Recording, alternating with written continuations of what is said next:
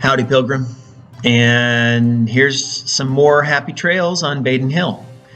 I hope that you are coming to an understanding of history through this series of videos over the course of several units.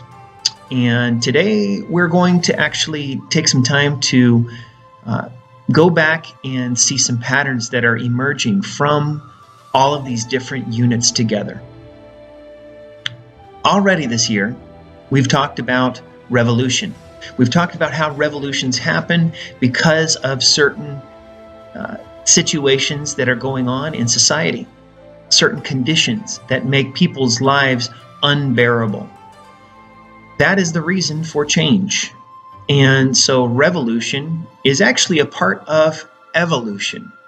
We've already discussed evolution in the United States and how America did change at the end of the 1800s, at the end of the 19th century, and America desired to become a great power. Well, the thing is that in extending its power, America was also taking away power, taking away control from other people. And so there were revolutions against that evolution. Now, the 1800s are a particular period of time when revolution is happening all over the world. I guess you could say that it's a time of straws breaking the camel's back. Things had been piling up. Difficulties, economic situations, wars had been piling up, along with an increased understanding of what it means to be human, what it means to have a government. And so there's a positive silver lining of this revolution period, and we'll call it education. When people learned, they came to understand that they were being taken advantage of by many people in the world. So this first video is going to be all about how communism came to be. Communism is a word that I've grown up with. It's a word that was frightening to me as a child simply because it was connected to ideas of the end of the world and nuclear war and a red army coming from somewhere overseas that would take over our country. Now, those kinds of images are definitely a part of reality, and we're going to see that communism was a movement that tried to overcome the difficulties that people faced all over the world. That's true. But part of my impressions when I was young, when I was in 7th grade, 8th grade, I felt that Russians were the enemies. I felt that the Soviet Union was somehow an evil empire. That is the phrase that was used by President Ronald Reagan to describe Russia. And so I had the feeling that this evil empire might try to take away my freedom. Well, I want to help us go back to the roots of revolution and the causes of communism. And to do that, we're going to need to look at a few isms. If you remember the very first video from the very beginning of this series of units, it was about isms. It was about nationalism, imperialism, colonialism. It was a series of movements that were happening during the 1800s. And all of those isms are actually very closely connected to the isms that we will talk about during this video. So, without further delay, let's talk about the French Revolution. We have to go back to 1789 to understand what was happening and to see how that revolution would lead to further upheavals, further troubles during the 1800s. The French Revolution was actually a response to the American Revolution and to the education that had been happening around the world during a period called the Enlightenment. Now, Enlightenment sounds very good. It sounds like something that would bring truth and happiness when light is shining in dark places. And that is true. The Enlightenment was a movement that came about because of thinkers like Thomas Jefferson, Benjamin Franklin, people who thought about life, they thought about what it means to be human, and they thought about what it means to have a good government. And so the Enlightenment led to the American Revolution, the revolution that created the United States of America. And we can see that it led to the development of a constitution that guaranteed rights for all people, no matter who you were, no matter where you were born. People in the United States should have rights. In Europe, the story was a little bit different because people believed that rights came to you through your parents, and so if your parents were wealthy, then you had a right to be wealthy. And so the right of power was a primary concern for the rulers in Europe. In England, they called it the divine right of kings. That means you get your right to be ruler from God himself. In France, there was a belief that the king could do no wrong, and the king was like the sun for his people, and his people should simply follow and obey and serve their king. There was a huge gap between the richest people, the nobles, and even the church, because the church had a lot of property and money, and there was a huge gap between the rich people and the poor people in France and in other countries around Europe. Because of this, the people had very little opportunity to gain education. They had very little opportunity to rise up in society. And over time, their suffering, their poverty, led them to revolution. Now, there are different types of revolution. Sometimes a revolution can be fairly peaceful. It can be even a bloodless revolution, where very few people lose their lives, and the people in power see the writing on the wall and they give up their power. The end. Other times you have a military takeover. When the military is convinced that the rulers cannot continue to rule, we call that a coup d'etat, where someone else takes charge of the military. Usually a general in the military becomes the leader of the country. The French Revolution started out as a revolution of the middle class. We call them the bourgeoisie. The bourgeoisie were the middle class, the lawyers, the doctors, the shop owners, the people who were maybe industrial managers. They were people who saw how rich the government was and how corrupt the government was, but they themselves also had power. And they had education, and their education meant that they had read the writings of Thomas Jefferson and Benjamin Franklin and Voltaire.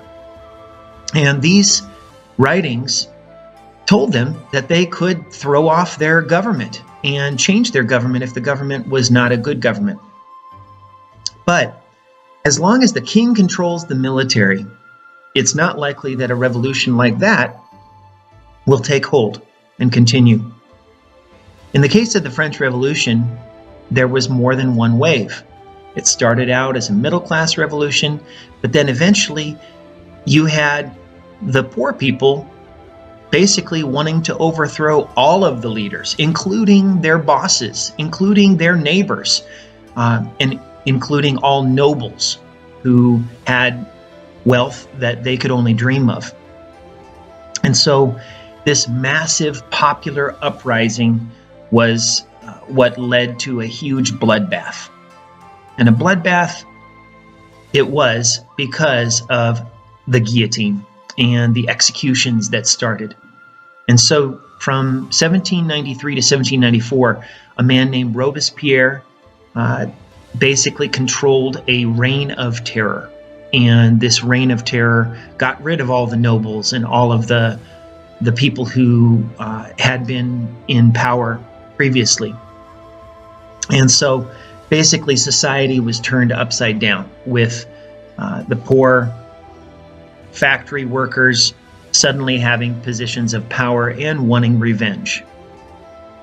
So the French Revolution was the beginning of an understanding that people could make a change, but it also revealed that when that change comes, sometimes those people are not prepared to be in charge.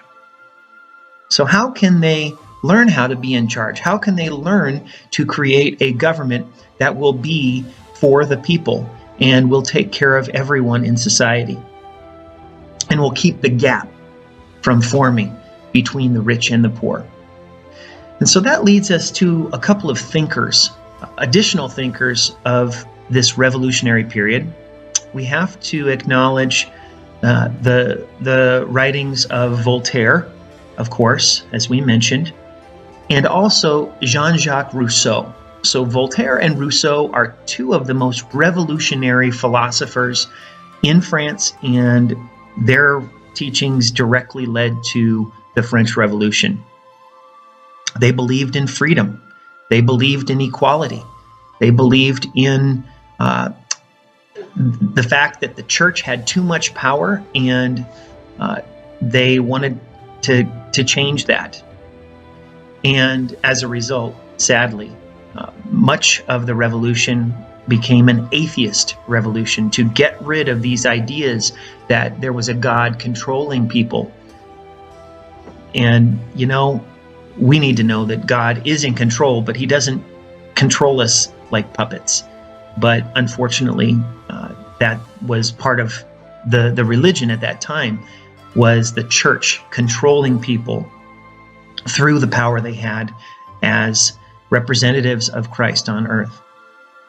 So those two thinkers are important, but there are two other men I want to talk about because they're interesting, because they were a part of the system. The first one is Robert Owen. He was a factory owner.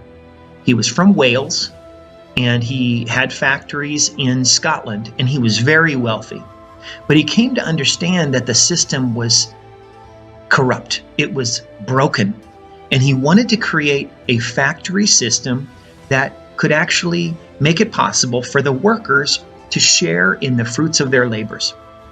And so he wanted to create a society that was self-sufficient, that didn't need anybody from outside to give them things. They could grow their own food. They could produce their own clothing. They could produce their own goods. They could even get money for the community by selling those goods to other places and people. So Robert Owen, he set up a community in Scotland, but then he also went to the United States and he purchased a town. And the town had been a community, a kind of communal society run by a group of Lutherans who didn't agree with other Lutherans. And it's just kind of an interesting coincidence. And they had founded this town of Harmony in Indiana. Well, Robert Owen, this factory owner, came and he purchased Harmony and he called it New Harmony. And he created this community, a communal society. And the idea behind it was to give everyone a share in the ownership of the society. And it was a kind of socialism, which we'll talk about in a second. Well, his idea failed. New Harmony could not continue to exist after a couple of years as a communal society, but it continued as a town. And Robert Owen's children continued to work there and promote ideas of supporting workers. And so even though that dream of a utopia didn't continue, the ideas continued to influence other people. The second person I want to talk about is John Stuart Mill. Now, his ideas we sometimes call utilitarianism, another ism. Utility means usefulness, and so utilitarianism means that everything you do in a society should be for the good of the society, not just for individuals. Now, you can see how this is connected to socialism, the idea that everyone should be benefiting from what happens in society. He believed in voting rights for everybody. He believed in better treatment for women. Women didn't have rights at all. And these are some of the same things that people were talking about back during the French Revolution when it started. When it started out, women were some of the greatest spokespeople of the French Revolution, but through time and because of the development of the Reign of Terror, they totally lost their position again, and eventually someone named Napoleon would take over and would say he was in charge of the revolution and that women and everyone else needed to follow him as he created a better society, but he was just a dictator. So John Stuart Mill was a very influential thinker, but he actually believed in a free market. So freedom for people, but also freedom for the markets. And so his ideas of economics are to let capitalism continue, but give people more freedom, and always thinking of what is best for society. The problem is that so many of the abuses in our societies come from the fact that the people who make money through capitalism, they don't want to let go of any of it, and so they keep it to themselves, and the rich get richer and the poor get poorer. So as we look back and as we consider the isms of the 1800s, we need to keep Robert Owen and John Stuart Mill in mind. They tried to change the system from within, but something was holding people back. And so there are three isms that we need to discuss in turn: anarchism, socialism, and communism. Anarchism is basically the idea that you have no ruler. You should get rid of any people who are pretending to be your rulers. There should be no hierarchy. And so at its surface, this sounds like something that makes sense because rulers are always trying to keep their power and they are keeping people down. And if you say that everyone is created equal, then everyone should have an equal share of decision making. Having rulers tends to create problems. So anarchists could be someone like Lao Tzu from ancient China, who basically said, if we can exist in harmony, then we won't need rulers to keep us in line. We can keep ourselves and each other in line, as a part of a philosophy of almost a spiritual philosophy that we are a brotherhood of humanity, or a sisterhood of humanity. Okay, so anarchism starts out maybe with a good premise, but naturally people who are in charge do not want to give up their power. And so what ended up happening is anarchists became violent. They figured the only way we can change things is by blowing things up.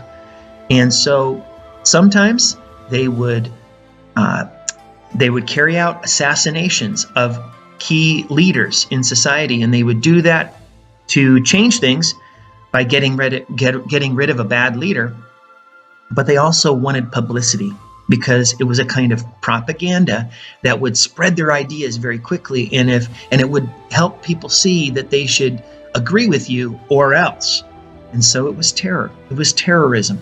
And so anarchism a lot of times is associated with terrorism.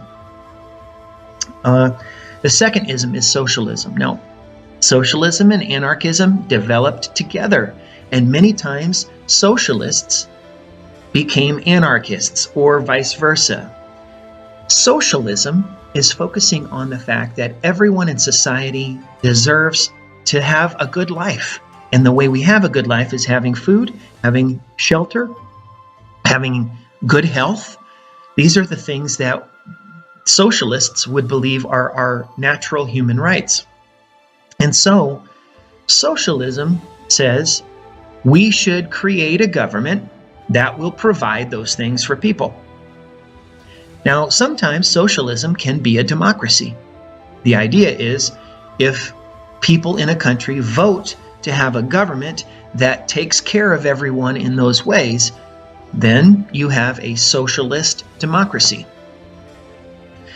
Now, the thing is, when the government controls things like healthcare or the banks, they do it in a certain way, and it takes away decision making from the general population. So people don't get to decide for themselves what doctor they get to go to, or which bank they use, or how they use the bank.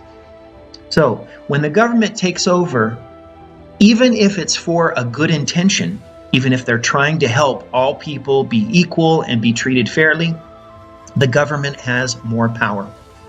You need to know that in Germany, the people of Germany elected democratically a leader, and his party was called the National Socialist Party, otherwise known as the Nazi Party, and his name was Adolf Hitler.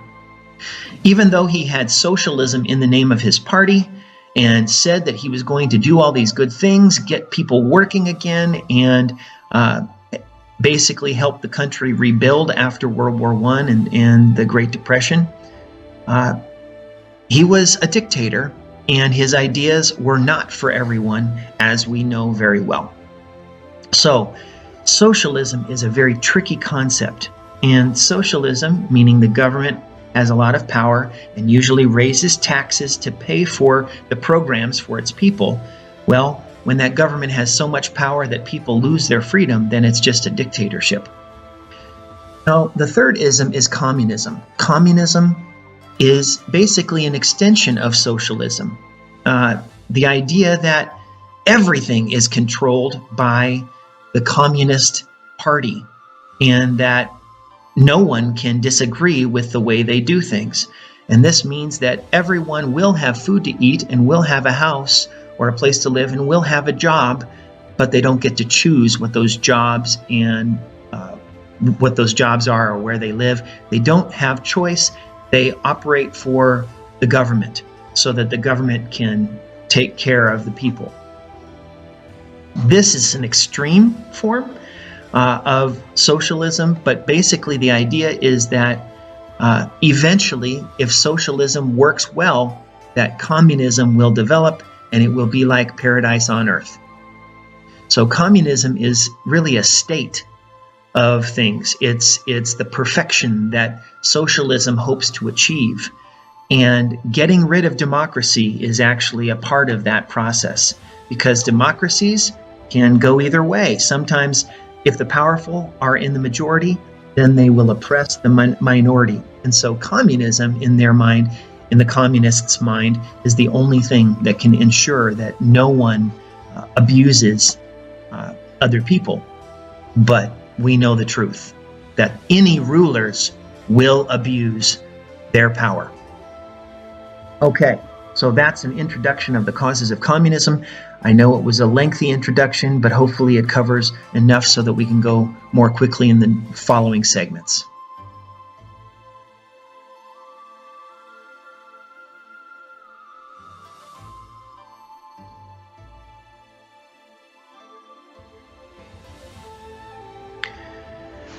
After the French Revolution, you might think that everyone lived happily ever after, and that just wasn't the case. First of all, I told you Napoleon took over. He took charge of the revolution. He declared war on the rest of the world, the rest of Europe, because he said he was going to spread the ideas of the revolution all across Europe.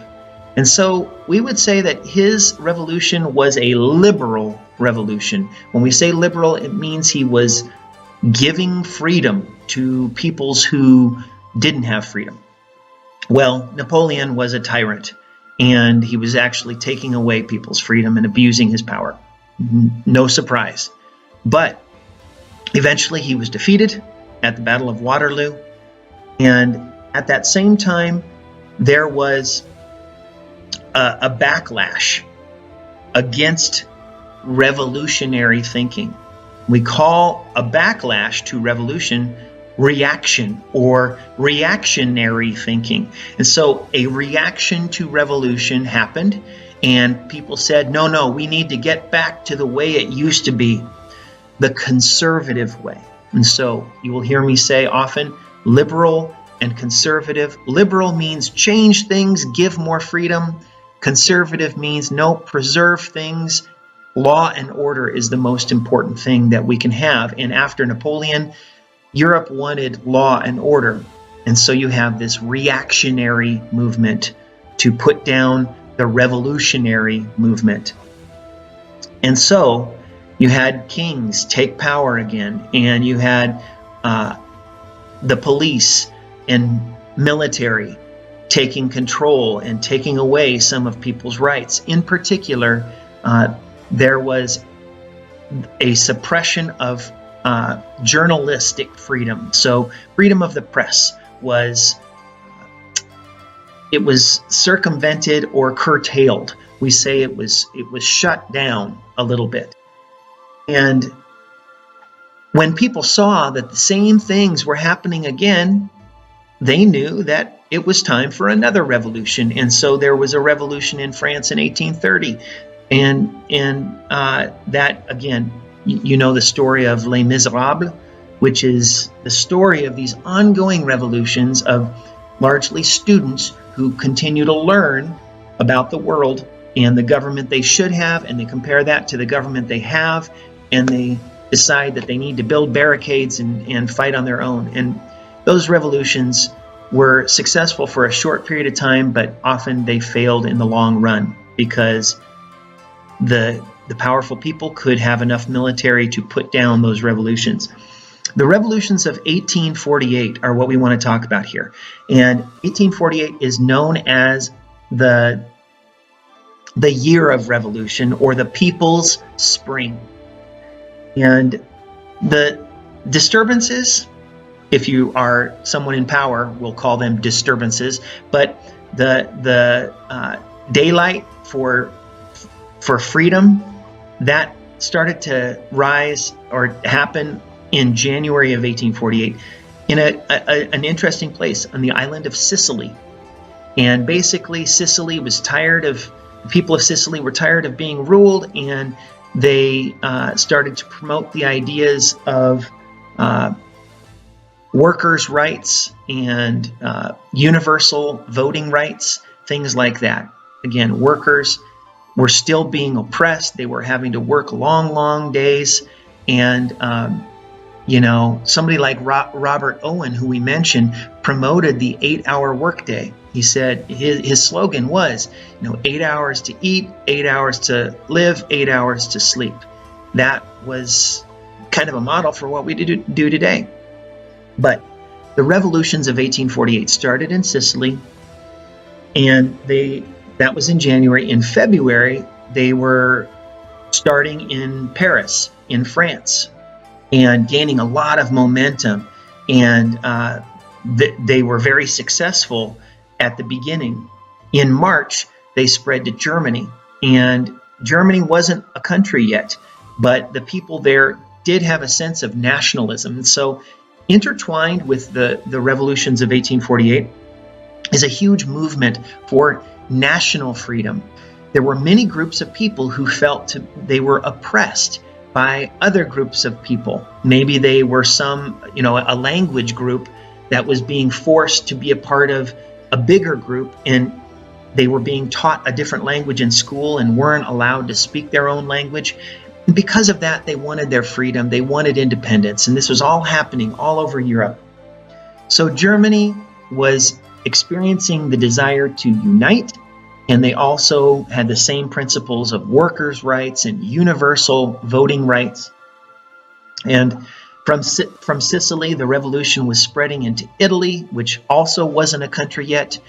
And finally, it spread into Austria and Hungary. And this was very important because Austria, the Austro-Hungarian Empire, was composed of many different people groups. And so the idea that you would have independent nations breaking away from this empire, it was a huge threat to the Austro-Hungarian Empire. And of course, The rulers have the military on their side, and eventually they did win, and the revolutions of 1848 were crushed.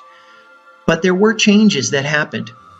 For example, in Denmark, of all places, the autocratic government, or the authoritarian government, was abandoned, and it began to be a democracy from that day forward. So Denmark is kind of the shining light of the People's Spring of 1848.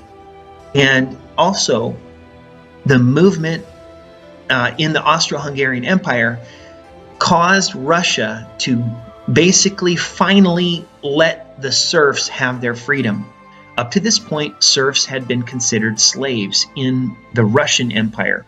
And so from the Austro-Hungarian Empire, freedom in a small form spread to Russia, and the serfs became liberated. Now the problem is, being liberated also meant that they weren't allowed to have the positions that they had before, and so they became homeless.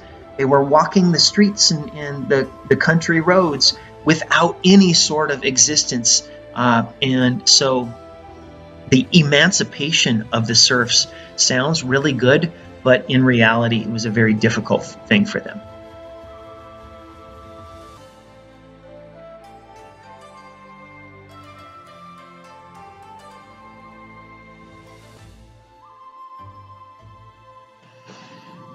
Now we want to talk about some of the key elements of these revolutions that impact the United States, and we can also see this happening throughout the world.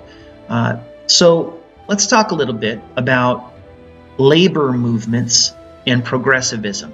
First of all, labor movements come out of the terrible conditions of the Industrial Revolution. The Industrial Revolution began in about 1750 in Scotland and then England in the textile industry, and it was because the factories were able to produce so much cloth and finished goods, and it was inventions fueled this incredible growth in economic development. But what that meant is that people they couldn't survive anymore in the countryside, and so they came to the cities. They worked in factories, and by the early 1800s, it was very clear that their lives were not better. So, what did they not have at that point? What was making their lives so difficult? First of all, they did not have voting rights. Even all men didn't have voting rights, and certainly no women had the right to vote. So there were many, many people who were shut out of the political system, even in countries where there were forms of democracy. So one of the principles of, it's anarchism, it's socialism, it's the idea that everyone can vote. Remember, in communism, it's not even really important, because communism says, nope, we're going to have a government and we will decide for you. But within socialism, the idea is that you want everyone to vote, and you want the result that helps the whole society, and especially the working class, who provides for the needs of the entire country by doing the farm labor and the factory labor. So there was universal suffering, that's without a doubt. And the factory workers joined together, and the idea was, if they refused to work, then the owners of the factories would be forced to listen to their needs and would change things, would have a shorter working day, would have better wages, would keep children from having to work in factories. Those things only happened because of the labor movement, where workers joined a union, and what they did is, every month they would pay a little bit of money to that union, and then if they decided as a group that they would not work because they wanted to fight for higher wages and force the factory workers to listen to their demands, when that happened, they could take a little bit of the money from the union to buy bread and continue to survive in that period of time where they weren't working. So that's the idea behind a labor union. And so the labor movement was a very important part of the 1800s. And again, universal suffrage, not just for men, but also for women. That was the ideal. And that's what socialism was promoting, the idea that every person should have a right to be represented in government. We've already talked about the freedom of the press, and in England, this was called the Chartist movement. The Chartist movement basically was pushing for to get rid of government restrictions on what they could say in newspapers. And all over the world, the rulers were keeping the newspapers from printing certain things if it was critical, if it was attacking the government or saying that the government did something wrong. Now, all of these ideas together, they can be called progressivism. Progressivism, you might guess, is the idea where the whole society is making progress. And progress means more freedom.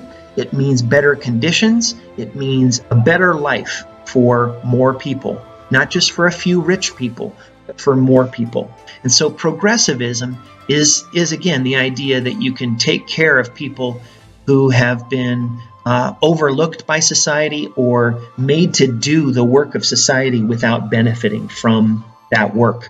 Other people get rich off of their work. What you have in the United States that develops is a strong party system. The group called the Whigs, WHIGS, was a political party that pushed for increased progressive thinking. And the Republican Party generally was not pushing for that. They were more conservative, even back then. So there were many political parties that started that had something to do with progressive politics. Eventually, the Whigs would basically become the Democrats. And the Democrats and the Republicans today, you can see that the Democrats are more progressive and the Republicans are more conservative. And there are many ideas on both sides that I think all of us care about. We just don't agree on how to get to that point. So, party politics in the United States, it goes back to these ideas coming out of all the isms, and basically political parties have to decide how far they want to support different isms: conservatism, progressivism, even socialism.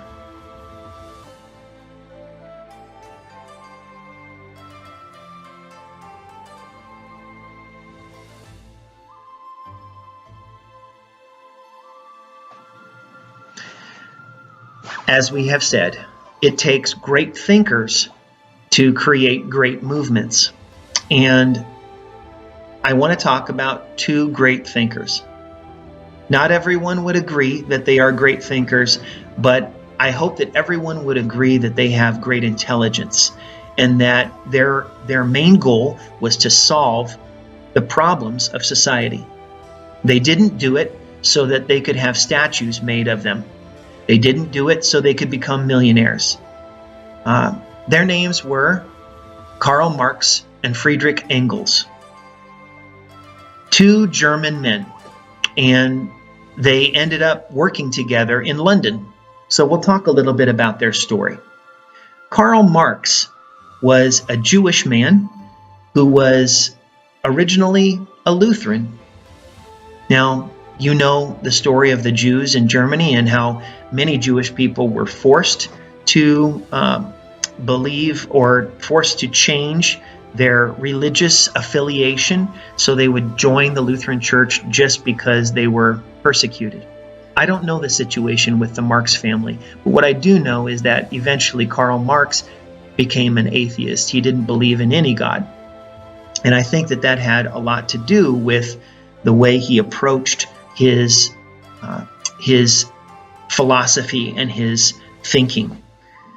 So Karl Marx eventually, because he was publishing articles, essays, books that had ideas against the current governments in in Europe, in Germany and elsewhere, he couldn't find a home. And so he had to be in exile in London, in England.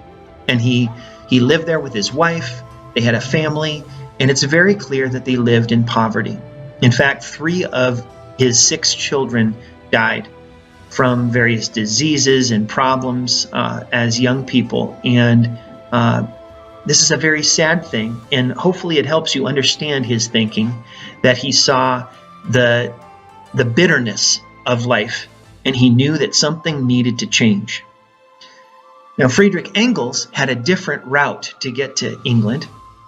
His family owned some cotton textile mills in Europe, and basically he was helping them with their factories, but then he started learning ideas and promoting ideas that were consistent with the labor movement and with socialism.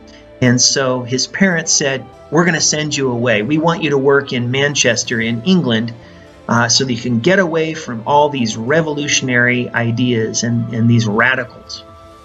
And so Engels went and worked in a factory in Manchester, but that actually only helped him do more research about the living conditions of factory workers and the fact that huge changes needed to happen. And so he met Karl Marx because they were thinkers who both wanted to change things, and usually groups of thinkers would meet together, often in secret, because they knew they could be persecuted, even arrested and exiled again by the police, or maybe even killed. And so Marx and Engels met each other, and they ended up writing together. They wrote together in London, but their most famous writing was done in Brussels, in Belgium. And that was a place where they could go to write, but the government there made them promise not to write about current politics. And so what they did, instead of writing about current events, is they wrote about history, but they wrote in such a way that they put together the most impressive study of history that had ever been written related to labor, workers and owners, and how they interacted with each other, and how rich people and poor people interacted with each other.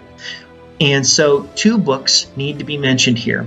First of all, along with those revolutions of 1848, Marx and Engels published the Communist Manifesto, which was simply a pamphlet, but it basically put forward the ideas of communism, that eventually the workers would rise up and overthrow their masters. And so this was very radical, and people in power, they were not going to be happy with this. Marx and Engels also wrote a book called Capital. Now you can guess this is about capitalism. It's about what happens with capitalism, that eventually, capitalism has to find more markets for its products. It's all about growth. You have to keep making more money and more money and more money. And their idea was eventually capitalism will run out of markets, and capitalism will eat itself and will eventually fail. And the workers, who are the ones who are giving the labor, eventually they will come to control their own labor. That it's inevitable, that's how history has been moving. And so that's where Marx and Engels come in, and Marx is usually the one that gets all the credit. His name is put on the movement that became communism. And I hope that you can see that his intentions were not to hurt people or to brainwash people. He wanted people logically to see that workers should be taken care of because they are the ones who are providing for all of us in society. It's something to think about.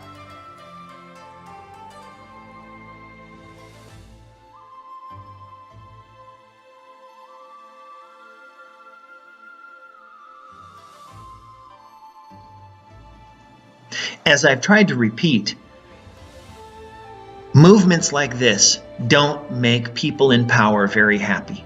They make them nervous.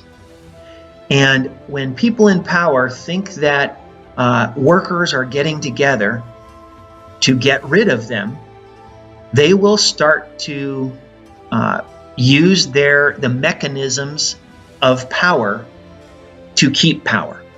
One of these is spying. Okay? They will try to listen and find out who is talking about overthrowing the government, and then they will put those people in prison. They will pretend that they are a part of the movement, and then they will, we call those people a mole, or moles, and those moles will be spies and will turn in those who are plotting to overthrow the government. And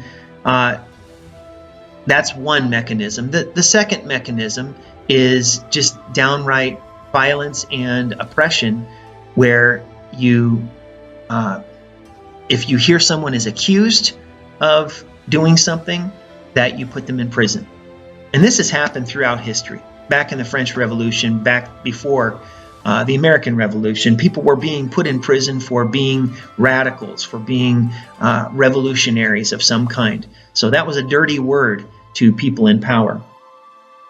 One of the mechanisms of people in power, an instrument of the state, is the police force. And obviously the police are supposed to keep us safe. They're supposed to protect us. But if you are an enemy, then you are going to be put in jail. And what happened was the police felt that they had a license to hurt people who were threatening the government in any way. And we call this police brutality. This is something that happens today. It's not limited to the past. One of the most famous instances of police brutality was called the Haymarket Affair. And it all has to do with the labor movement and anarchists and socialism, all the things that we've been talking about. So in 1886, there was an incident that we'll call the Haymarket Affair. It all started when there was a meeting of all of the workers, all of the labor unions, and this happened in 1884, and the big convention together voted that May 1st, 1886 would be the official beginning of an 8-hour workday for everyone. And I guess their thinking was that we will decide that we will only work 8 hours and we will strike if we don't get it. And so you can see where this is headed, because obviously the factory workers aren't just going to give in very easily. The factory owners are not going to give in easily. And so May 1st, 1886 comes around, almost 2 years later, and the workers are ready to go on strike if they can't have an 8-hour workday. And so this is building the tension. And some anarchists, remember that anarchists are supporting the labor movement, they believe that they need to do something more dramatic. And so they start fighting with police. And the police come in and they put down the riot. On May 3rd,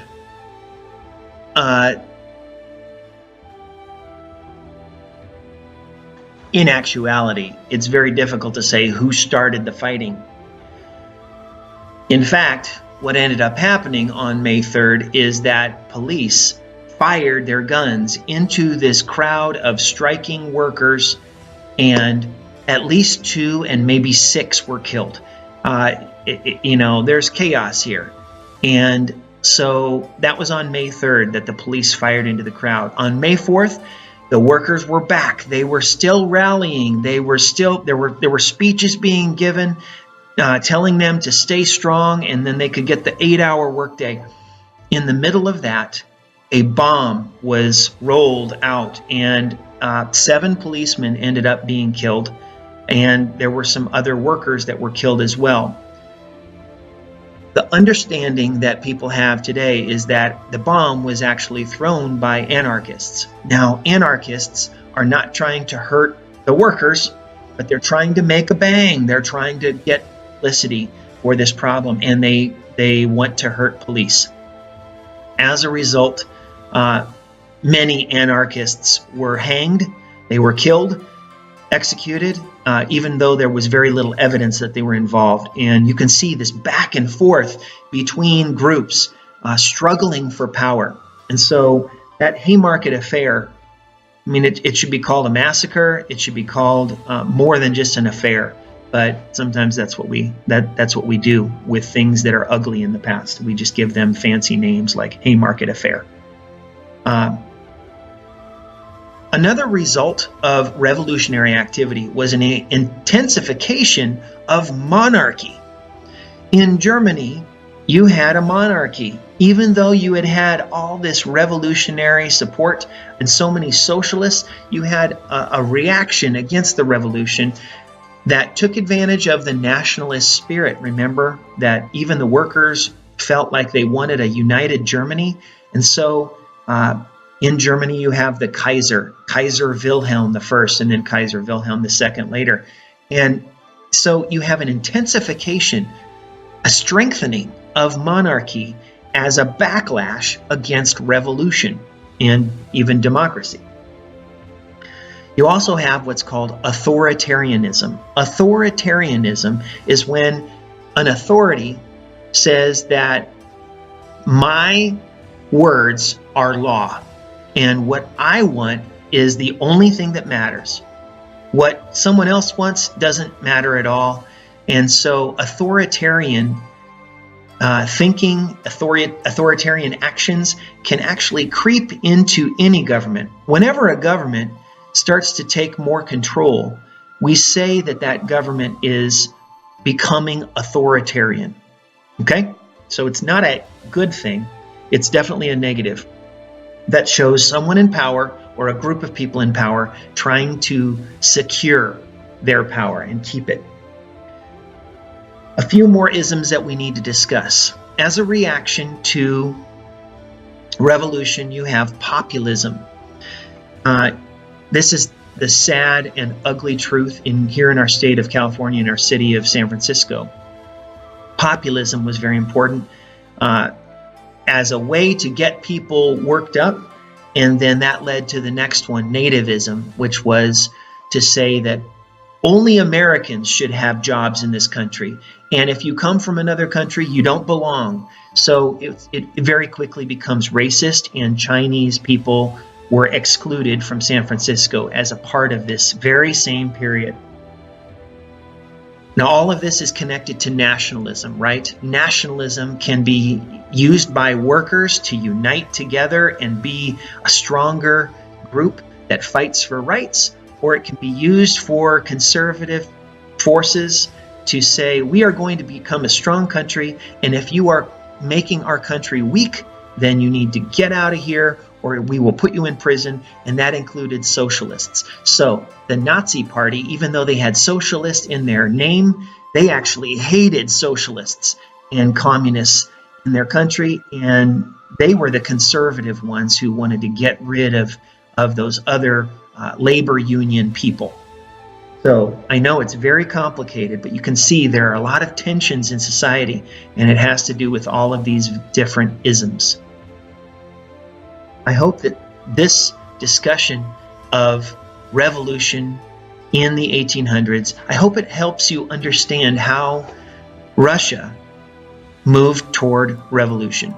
Thanks for watching.